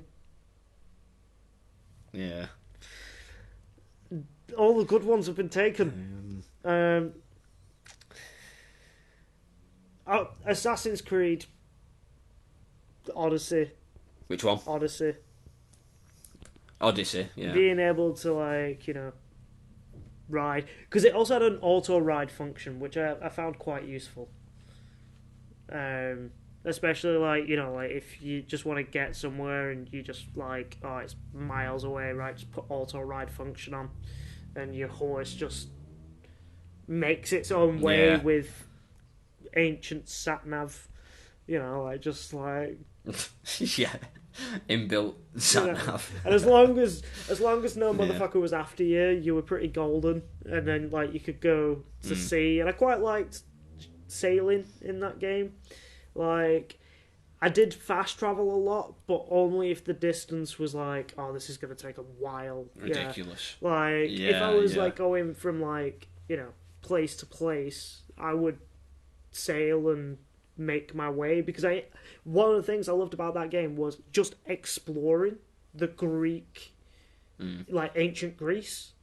Like, that's one thing that I do always love about Assassin's Creed, is the settings always, like the worlds, always feel really good. Just everything else about the game, yeah, they do, doesn't bit surface Yeah, deep. like, Yeah. and Assassin's Creed Odyssey was one of the only ones that I've played recently that I've actually enjoyed, and actually not tried to 100%, but complete as Yeah, as much as you can. Yeah. yeah. Think Um, I've just got my art style. Right. So yeah, you're going last, Yeah, aren't you? my art style. Yeah. Because yeah. So I've got So I must have two more then, and then yeah, I have yeah. So. Oh wait, you've not done your voiceover. Oh, Troy Baker. Oh, okay. Yeah, fair enough. He was one of my choices. The other one I had, which was my first choice, was Nolan North. Which actually is Troy Baker even in an RPG? Oh, in fact, thinking about it, is Nolan North? I didn't even think about that. I just chose. I've got literally Nolan North or Troy Baker. Wish wash. It's fine. They're the two best going on around, aren't they? So yeah, nah, that's fine. My art style, I'm going Deus Ex. Okay. Which works for yours. Quite pretty game. Sort of keeping in with the sort of art style that I'm trying to do, like sci-fi thing. So yeah, I think that works. And beautiful world as well. I love the Deus Ex games. They're sort of like small, bite-sized chunks of cyberpunk in many ways. Yeah. And yeah, just bang into that. Really good. And my last one, I've just thought of this as well. And I think I think under our broad rules of an RPG, it lands. My ranged combat, Horizon Forbidden West. Bastard. Is that going to be your art style? Yeah. Yeah, so yeah, my ranged combat, I'm going to have like bows and like crossbows and traps and tripwires and stuff. So yeah, I'm buzzing. Can I have Horizon Forbidden? The first one. Oh, I Horizon don't know. Can New you? Dawn, whatever it's called.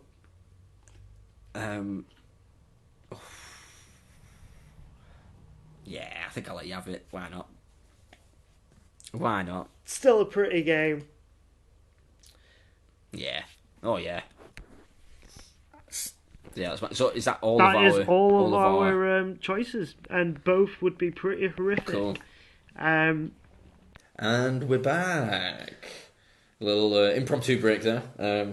And we've just addressed that you might notice a slight difference in sound quality in this section. That's called magic. it is, after all, we have been playing Hogwarts Legacy, Hey. the most magic game of magic. Okay, I think I've broken him. I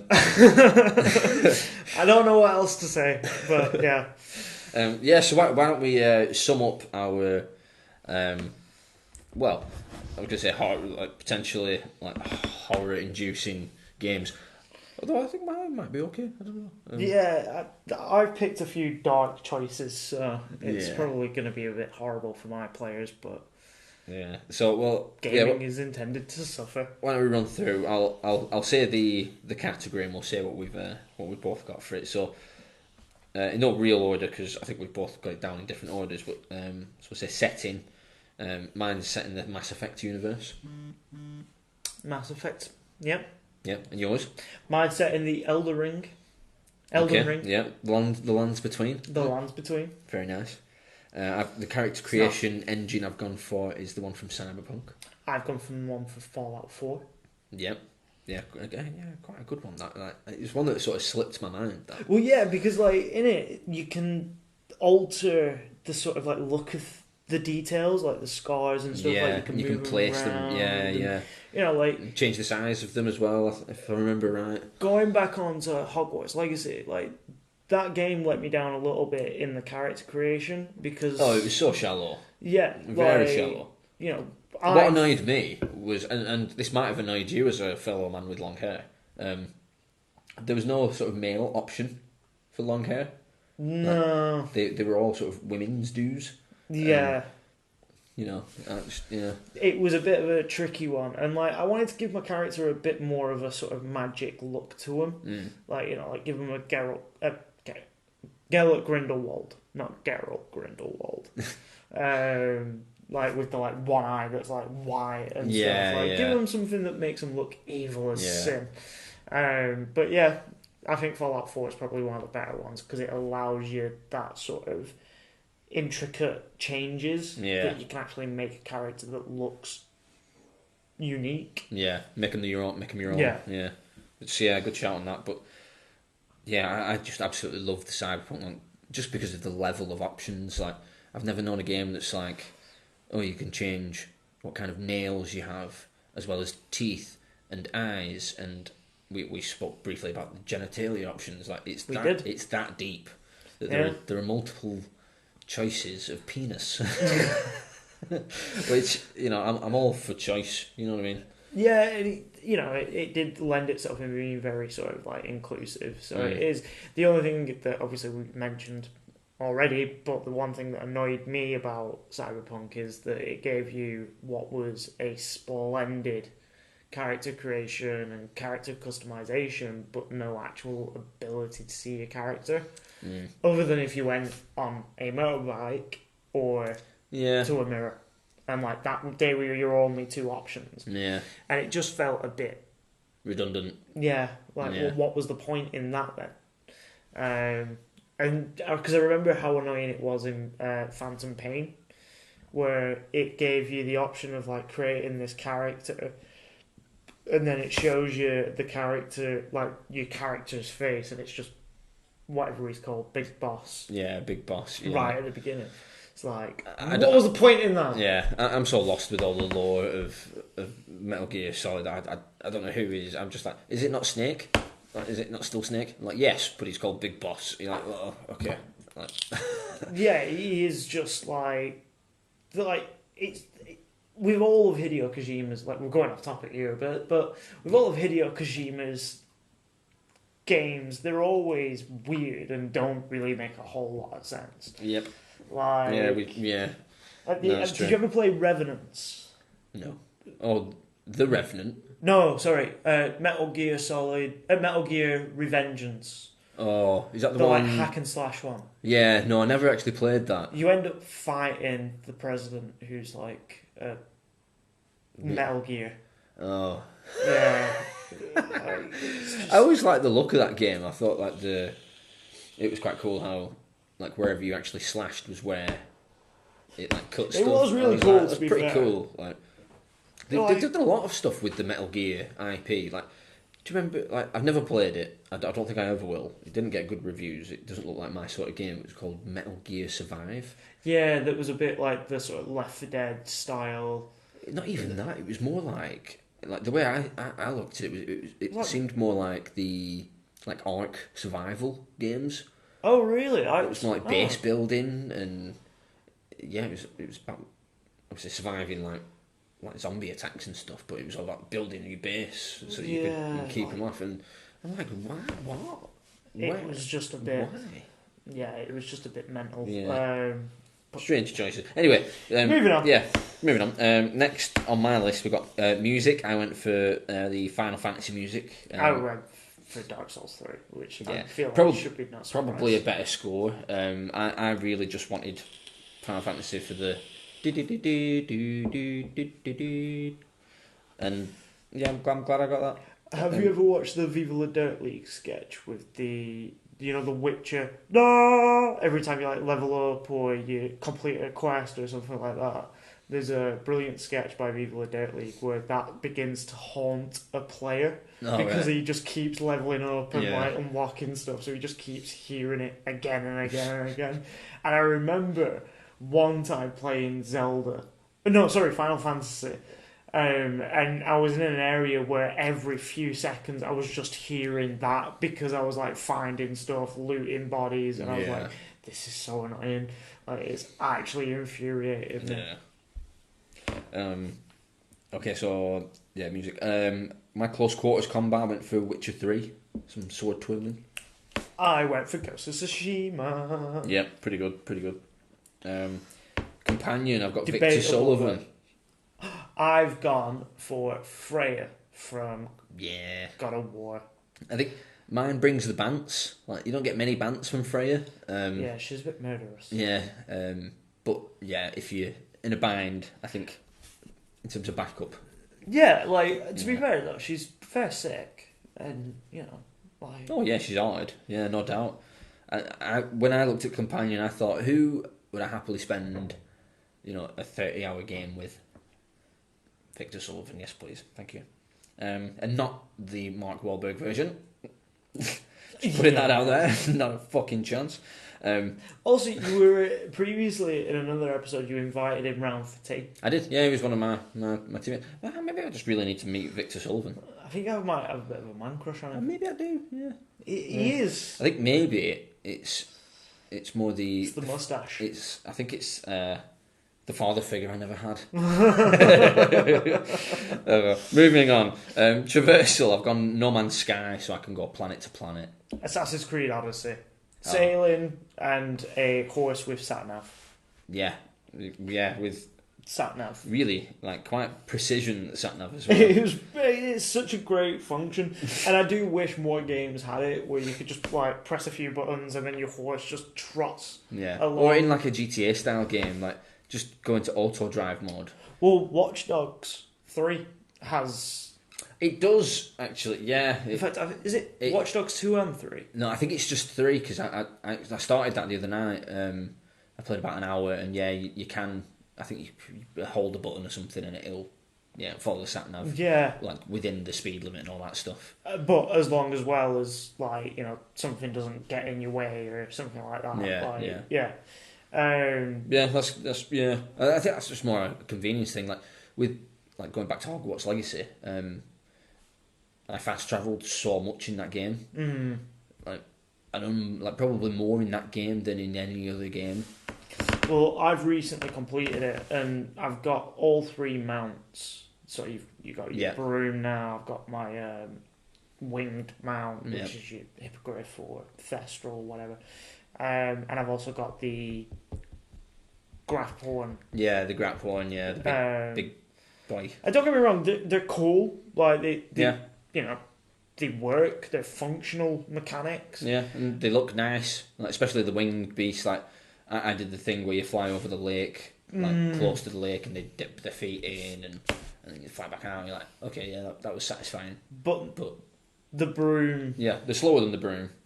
And the broom. The broom's more manoeuvrable. It's gets you away in a quick, in a jiffy. And those puzzles that you find throughout where it's like bits of ancient magic and you've got to get to really difficult areas and you're meant to climb. Yeah, there's a set route you're supposed to do. And shit. Repair a stairway or something. Yeah. No thanks. I'm just gonna get on a broom. Broom. Just float up there. My one beef with the broom was how it just sort of materialises. I wanted it to come from off screen. Like it did in Jay does said in that. Harry Potter, yeah, like it did in the films with what was it, Fireball, and in the 5th one where it comes a bit out like God of War. Yeah, I don't know, well, no, but in the way that you call it. Yeah. But you're also walking around with a bag closer to Batman Arkham Knight with the Batmobile. When you press a button, it comes from somewhere. That was awesome. That is amazing. That was awesome. And I don't expect the same sort of heft of that with a broom. Because obviously, it's a fucking broom. It's just coming and you're going to hop on it. It's not got the gravitas of a Batmobile / tank mobile. No. But the grapphorn does. But again, that just sort of pops feels a out. bit redundant. It does feel redundant, but when you sort of spawn it, it pops out of his little suitcase, and I get it. That's sort of a nice throwback. I'm sure the fans of Stranger Beasts, Fantastic Beasts. Which slight caveat on that. We recently watched all 3 of them because obviously we've been playing. There's 3. Yeah. Fantastic Beasts and Where to Find Them, Crimes of Grindelwald, and then Secrets of Dumbledore. The new one because they sacked Johnny Depp, didn't they? Yeah, and they got Max Mads Mikkelsen. In fact, it's Mad. No, sorry, it's Mass.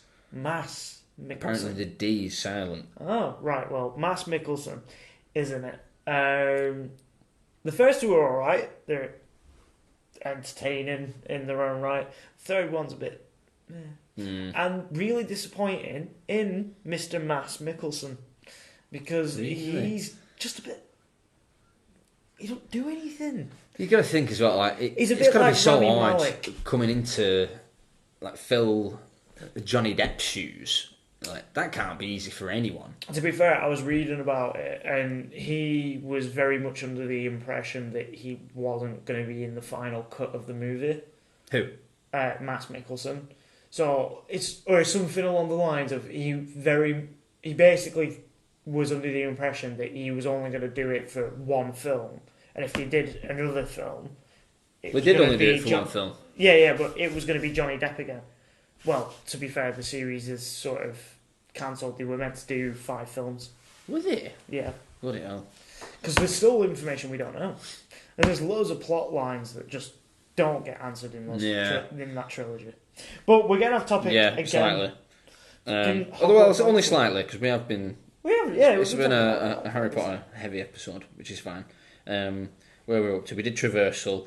Voiceover, I thought that was quite funny because I had either Nolan North or Troy Baker down, and I had Troy Baker. yeah, you went for Troy Baker, so yeah, I'll have Nolan North. That's fine. Which I don't know. We don't know if either of them have been. we should have looked that up.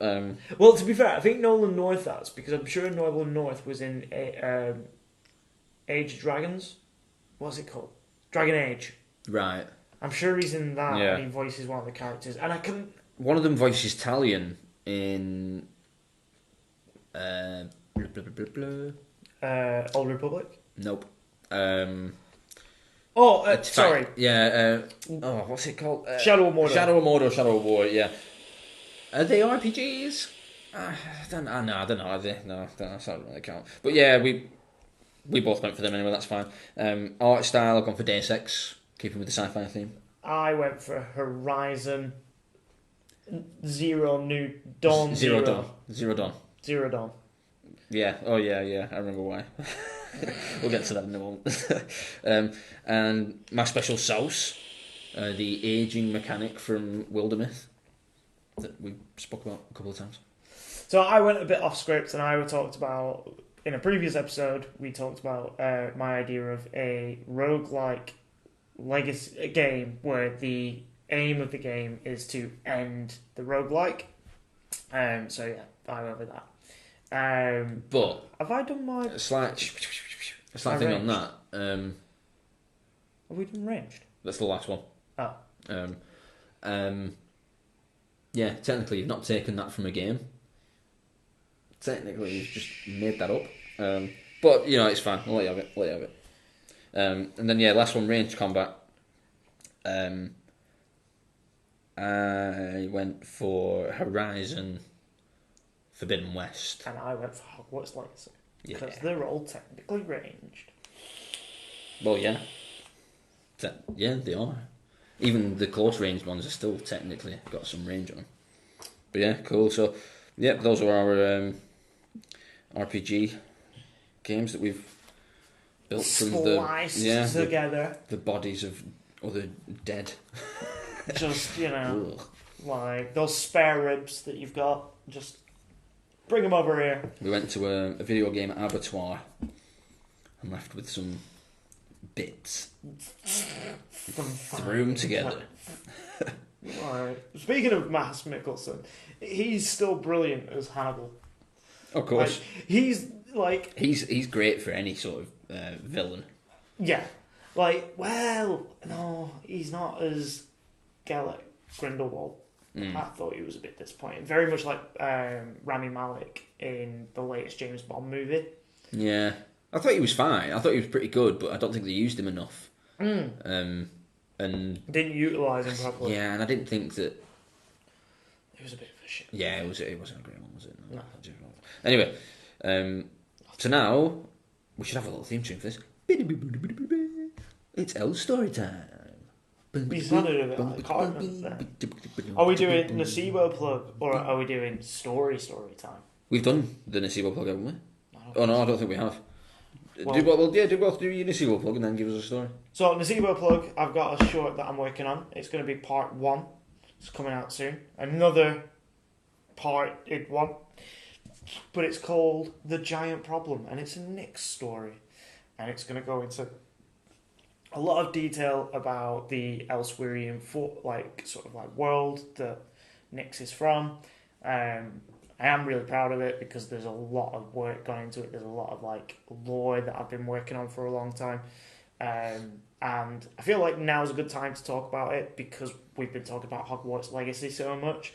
There are a few elements that I've kind of taken inspiration from with things like Harry Potter and Lord of the Rings, Right. to try and create my own sort of fantasy setting. Yeah. And this is what I've come up with, and I'm quite proud of it. And there's a Cool. lot of stuff you can be reading now if you want to get to know a bit more about the characters.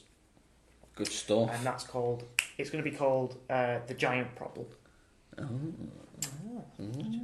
But moving on to Well, others. like and subscribe. Oh yeah, that one course. as well.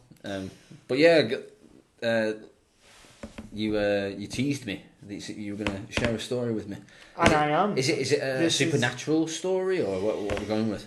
No, well, I can maybe give you a supernatural story later, but this is just what happens when video games take over your life. Do you remember a game called Zuma Zuma. that came out on? It was on your Xbox 360 and stuff. It was See, I didn't have a 360. Well, it was this free game that came Right. and stuff, and it were basically like a mobile game, but Right, it yeah, was yeah. designed to be very addictive. Well, basically, a guy was playing it for so long that eventually a police officer walked into his house, tapped him on the shoulder, and supposedly said, "Sir, do you know where your children are?"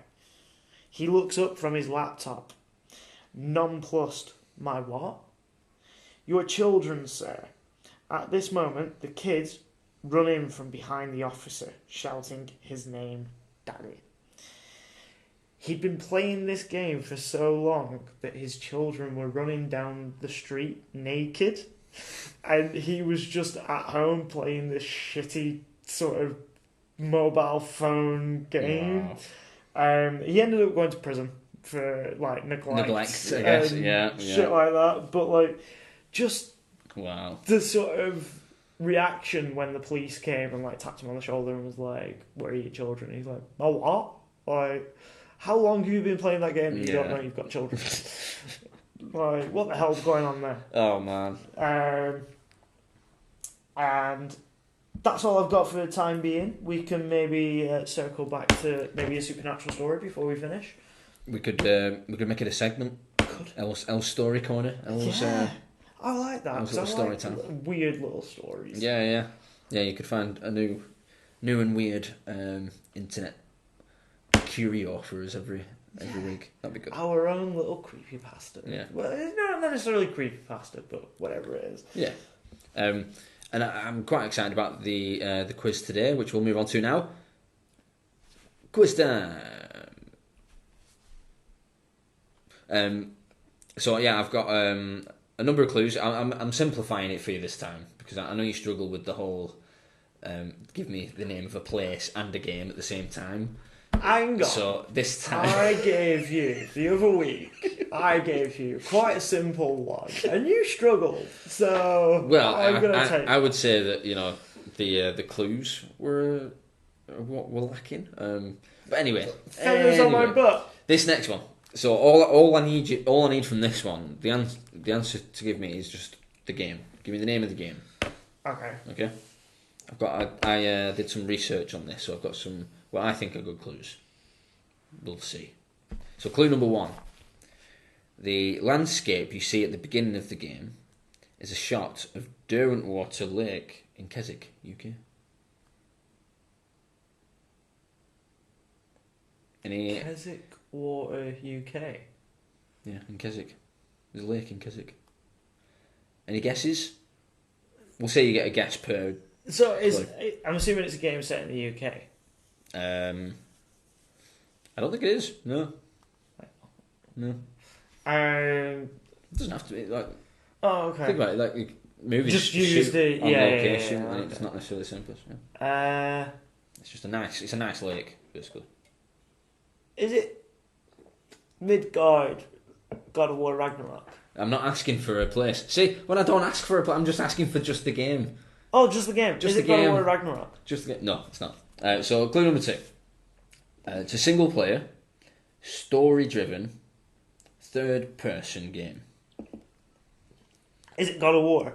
It's not God of War. No. Are you sure? We've not mentioned Kratos this episode. I'm not sure if we have. I don't know. We've not mentioned him for a few episodes now. He's probably feeling a bit No, we lonely. definitely mentioned him on the last episode. I'm pretty sure. So yeah, no, it's not that. Clue number 3. This might help. So the initial release was the 24th of September, 2001. Oh.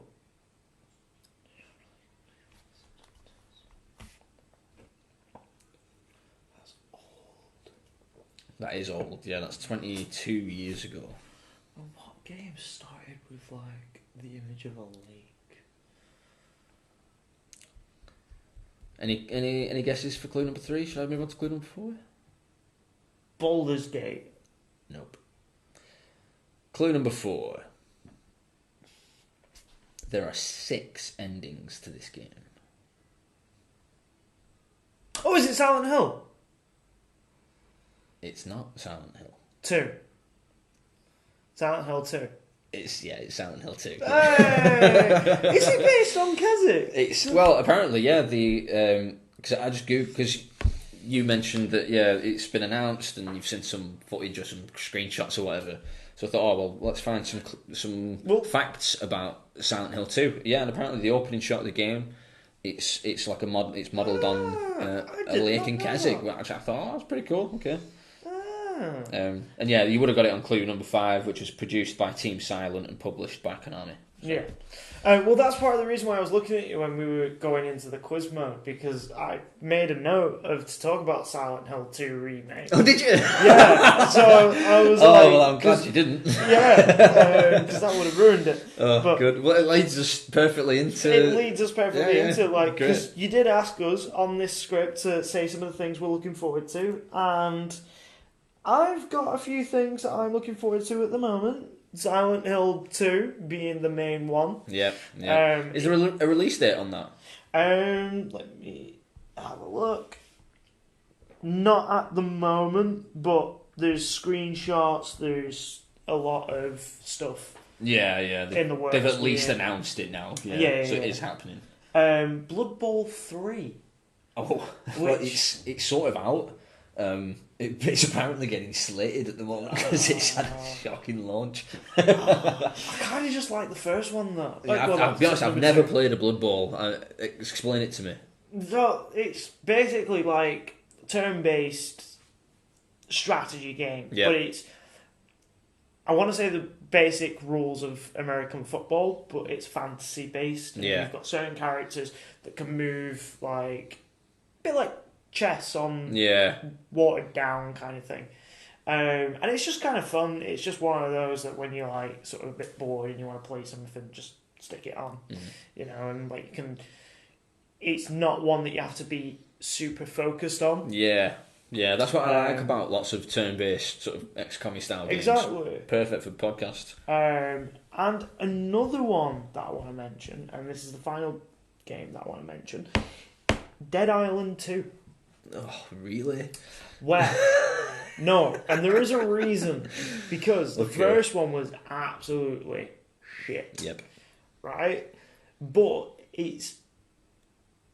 I don't know if it's the exact same studio, but it is a studio of same sort of affiliation as the team that made Dying Light.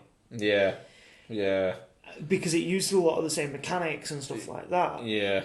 Now, Dying Light, compared to Dead Island, was actually quite a good game. Brilliant game. And I'm kind of hoping that now that they've sort of done Dying Light, which was good, they might actually come back with something better for Dead Island, and Dead Island 2, should I say. Have you played Dying Light 2? No, not yet. Just play that. Is it just the same game? It's on a bigger scale, yeah, basically.